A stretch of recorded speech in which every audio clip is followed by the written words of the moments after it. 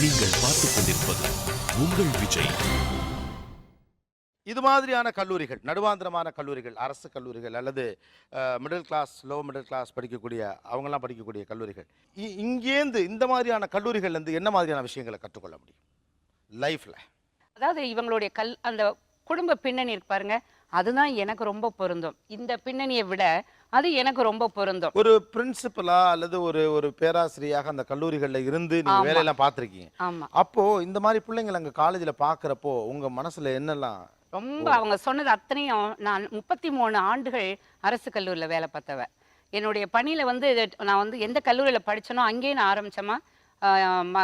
பாரதி விமென்ஸில் தான் என்னுடைய கேரியர் ஆரம்பிச்சது, நார்த் மெட்ராஸ். அதுலேருந்து நான் அப்புறம் ராணிமேரி கல்லூரி, அதுக்கப்புறமா 11 அரசு கல்லூரிகளில் 33 ஆண்டுகள் நான் வந்து பணிபுரிந்து சேலம் அரசு கல்லூரியின் முதல்வராக நான் கடைசியாக பதவி உயர்வில் சேலம் அரசு கல்லூரியில் தான் இருந்தேன். அவங்க சொன்னது அவ்வளோ உண்மை. அடிப்படை ஒரு கழிவறை வசதிகளோ அல்லது லேப் ஃபெசிலிட்டிஸோ நீங்கள் நம்பவே மாட்டீங்க. நான் உண்மையில் நடந்தது சொல்கிறேம்மா. மரத்தடி கிளாஸ் நாங்கள் நிறைய எடுத்திருக்கோம். இன்னமும் கல்லூரிகளில் வகுப்பறைகள் கிடையாது, சேஸு கிடையாது. அவங்க சொல்கிற அத்தனையும் வந்து உண்மை. வகுப்பு எங்கள் கல்லூரியிலேயே ஒரு பொண்ணு வந்து சாஞ்சுக்கிட்டு இருந்தாங்க, மேலேருந்து இடிஞ்சு மேலேருந்து செவுத்தோட கீழே விழுந்துட்டா. நிறைய குறைகள் இருந்தாலும், நிறைய பிரச்சனைகள் இருந்தாலும், அந்த கல்லூரிக்குள்ள படிக்கிற பிள்ளைகளுடைய சிறப்பு என்ன, அவங்களுடைய மனோபலம் என்ன? நீங்கள் நம்பவே மாட்டீங்க. அவங்க படுற கஷ்டங்களை சொன்னதும் இந்த செட் அப்படியே அங்கே போயிட்டாங்க. இந்த நிகழ்ச்சிக்கு வந்து பெரிய வெற்றிங்க. நான் எல்லாருக்குமே சொல்கிறேன், நம்ம விட வந்து முதல்ல வந்து ஒரு பெரிய போராட்டமாக இவங்க திட்ட, இவங்க வந்து ரொம்ப அழகாக இருக்காங்க, வசதியாக இருக்குது, மீடியாவோட எக்ஸ்போஷர் இவங்களுக்கு அதெல்லாம் உண்மை. இவங்களுக்கு கிடைக்கிற விளம்பரம் அது எந்த பத்திரிகை தான், நான் இப்போ தனியாகவே சொல்லலை, எல்லா படத்துலேயும் அட்டைப்படம் இவங்க தான் வருவாங்க. ஏன்னாங்க அழகு, அப்புறம் ஃபேமிலி பேக்ரவுண்ட், ஸ்பான்சர்ஷிப், இவங்க அத்தனையும் சொன்னாங்க. அதெல்லாம் உண்மை. ஒரு நிகழ்ச்சி நடத்துகிறாங்கன்னாங்க, இவங்க கல்லூரிக்கு வந்து ஒரு 50,000 ரூபாய் வாங்கக்கூடிய சக்தி இந்த பிள்ளைகளுக்கு இருக்குது. இந்த பிள்ளைங்க எங்கே போவாங்க? ஒரு முத்தமிழ் விழா நடத்தணும்னா நீங்கள் ஸ்பான்சர் பண்ணிங்கன்னா இந்த பிள்ளைங்களால முடியாது. ஒரு சாதாரண விஷயம், எங்கள் கல்லூரி தோட்டத்தை கொஞ்சம் சுத்தப்படுத்த சொல்லி ஒரு நகைக்கடைக்காரன்ட்ட போய் சொன்னால் அவன் கேட்டான், அதனால எனக்கு என்ன விளம்பரம் கிடைக்கும்? அவங்க லீடிங் நகைக்கடைக்காரங்க கொடுக்க மாட்டோன்ட்டாங்க.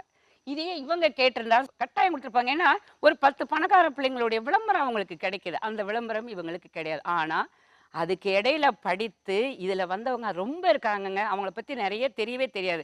எங்களுடைய இந்த அம்மா மாதிரியே ஒரு ஐஏஎஸ் சாந்தா ஷீலா நாயர் என்னுடைய வகுப்போட படித்தவங்க.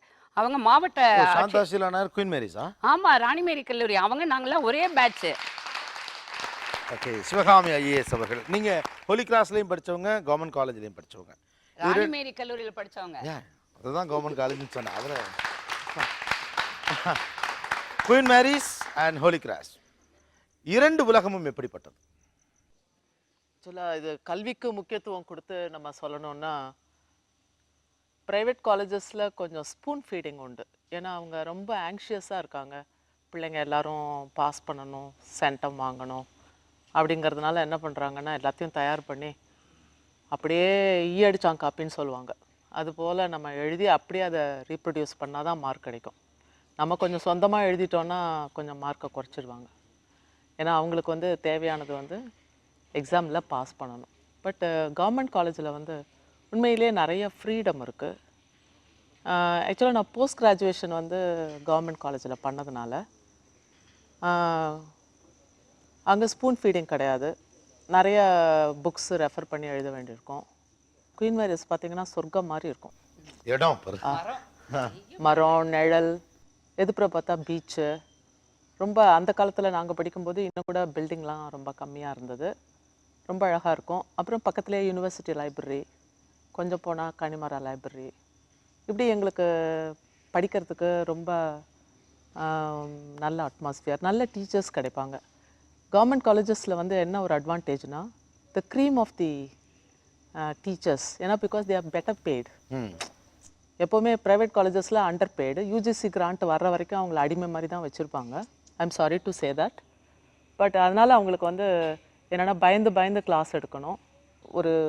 நீங்கள் ஒரு +2 ஸ்டூடெண்ட்ஸை பற்றி ஒரு ஸ்டடி பண்ணும்பொழுது எந்த ஸ்கூலில் இன்ஃப்ராஸ்ட்ரக்சர் இருக்கோ, பேரண்ட்ஸ் படிச்சிருக்காங்களோ, எக்கனாமிக் பேக்ரவுண்டு ஓரளவுக்கு பரவாயில்லையோ, அந்த ஸ்டூடெண்ட்ஸ் தே பர்ஃபார்ம் பெட்டர். அந்த அடிப்படையை பார்க்கும்பொழுது வெறும் காலேஜஸை மட்டுமே நம்ம கருத்தில் வச்சுக்க முடியாது. இப்போ கவர்மெண்ட் காலேஜஸ் வர்சஸ் ப்ரைவேட் காலேஜுங்கிறத விட ப்ரைவேட் காலேஜில் படித்தாலும் கவர்மெண்ட் காலேஜில் படித்தாலும் ஃபேமிலி பேக்ரவுண்ட் என்ன, அவங்க எவ்வளோ தூரம் ஸ்டூடெண்ட்ஸோடைய எஜுகேஷனில் அக்கறை செலுத்துகிறாங்க, இதை பொறுத்தும் ஸ்டூடெண்ட்ஸோடைய பர்ஃபார்மன்ஸ் இருக்குது. நான் வந்து குயின் மேரிஸில் படிக்கும்போது ஸ்டெல்லா மேரியன்ஸ்லாம் பார்த்து கொஞ்சம் பொறாமப்படுவோம் நாங்கள். ஏன்னா அவங்க ஸ்டைலிஷாக இருப்பாங்க. அழகுன்னு சொல்ல மாட்டேன், ஏன்னா வி ஆர் ஆல்சோ பியூட்டிஃபுல். அது வந்து சி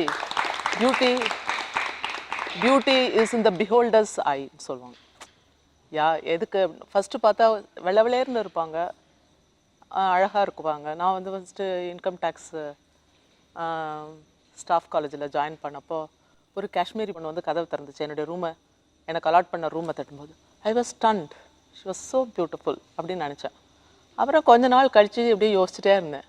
பார்த்தா அப்புறம் உதட்டுக்கு மேலே இருக்க சின்ன சின்ன முடியெல்லாம் தெரிய ஆரம்பிச்சதா. அப்புறம் அதை பார்த்தேன். அப்புறம் கண்ணு ஒன்றும் அவ்வளோ அழகாக இல்லையே அப்படின்னு தோணுச்சு. அப்புறம் பார்த்தா she is not at all beautiful அப்படின்னு தோணுச்சு. ஏன்னா அவங்களுடைய behaviour, how she conducted her self, her language, all this matters. அதனால் அழகு இல்லைன்னு நான் சொல்ல மாட்டேன், பட் ஸ்டைலிஷாக இருப்பாங்க, ட்ரெண்டியாக இருப்பாங்க, கேர்ஃப்ரீயாக இருக்கும். ஆனால் என்னென்னா ரொம்ப கான்ஷியஸாக இருப்பாங்க. ஐயோ பாவமாக இருக்கும். இப்போ நாங்களாம் வந்துட்டு ரொம்ப கேர்ஃப்ரீயாக இருப்போம், சுற்றும் முத்தும் பார்ப்போம், சிரிப்போம்.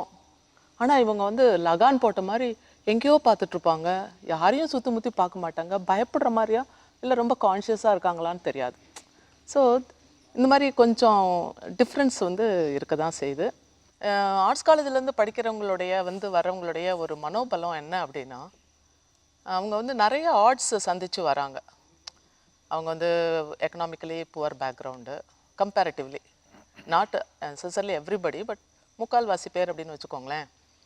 அப்புறம் என்னென்னா அவங்களுக்கு போதிய வசதி இருக்காது, நிறைய ஏக்கம் இருக்கும். ஏன்னா ஒரு ப்ராப்பர் நல்லா ட்ரெண்டியாக ட்ரெஸ் பண்ணணும். ஏன்னா இந்த வயசு இல்லையா, இந்த வயசை தாண்டி நீங்கள் சம்பாதிச்சா கூட அதுக்குள்ளே உங்கள் உடம்பு பெருசாகிடலாம், கல்யாணம் ஆகிடும், 1000 தடம் இருக்கும், அந்த மாதிரி நினச்ச ட்ரெஸ்ஸை போட முடியாது, பொருத்தமாகவும் இருக்காது. ஸோ அந்த டைமில் அந்த மாதிரி ஜுவல்லரி, அந்த மாதிரி சின்ன சின்ன விஷயங்களுக்கான ஒரு இது இருக்கும். ஆனால் அதெல்லாம் அவங்க தாண்டி லைஃப்பில் என்ன கஷ்டம் வந்தாலும் ஃபேஸ் பண்ண முடியும் அப்படிங்கிற ஒரு விஷயம். இப்போ இங்கே செல்லமாக வளர்கிறாங்க, ரொம்ப எப்போவுமே கௌரவமான சுச்சுவேஷனில் இருக்காங்க. பட் அந்த சுச்சுவேஷனில் கொஞ்சம் பிறழ்ந்தவொடனே ரொம்ப சைக்கலாஜிக்கலாக தே கெட் டிஸ்டர்ப்ட். இப்போ பார்த்தீங்கன்னா ஐஏஎஸில் எங்கள் கூட படித்தவங்களில் அகாடமியில் டாப் ரேங்க் அவர் தான். அவர் வந்து ஆல் இண்டியாவில் ஃபஸ்ட் ரேங்க் அவர். அது இல்லாமல் அகாடமிலையும் எல்லாத்தையுமே கோல்டு மெடல்லாம் அவர் வாங்கினார். அவர் ஃபஸ்ட்டு போஸ்டிங் ஆனவுடனே he was manhandled by a lawyer. ஏன் அப்படி நடந்தது? ஏன்னா எஜுகேஷன் வேறு, இன்னொன்று பீப்புளை நேசிக்கிறதுங்கிறது வேறு. ஸோ அவங்களுக்கு சூட்டபுளாக திங்க் பண்ணுறது, அவங்களுக்கான பிஹேவியரை வளர்த்துக்கிறது, இதெல்லாம் ரொம்ப ரொம்ப இம்பார்ட்டண்ட். அதே மாதிரி ஒருத்தர் வந்து அவர் வந்து அவ்வளோ ஒன்றும் டாப் ரேங்கிங் கிடையாது. அவர் பார்த்திங்கன்னா குஜராத்தில் வந்து ஒரு ராஜ்கோட்டில் பயங்கர தண்ணி பிரச்சனை இருக்கும்போது அதை சமயோசிதமாக ரொம்ப கஷ்டப்பட்டு he went out of the way to help people. அவர் ட்ரான்ஸ்ஃபர் ஆகும்பொழுது அந்த ஜனங்க எல்லாருமே வந்து மறித்து இவர் ட்ரான்ஸ்ஃபர் பண்ணக்கூடாது அப்படின்னு சொல்லி அரசாங்கத்துக்கு வைக்கிறாங்க. ஸோ அதனால் அகடமிக்குங்கிறது வந்து ரொம்ப இம்பார்ட்டன்ஸ் கொடுத்து அல்லது லுக்ஸு இதுக்கெல்லாம் இம்பார்ட்டன்ஸ் கொடுக்கறத விட சமூகத்தை நோக்கிய ஒரு நகர்வு ரெண்டு பேருக்குமே தேவைப்படுது.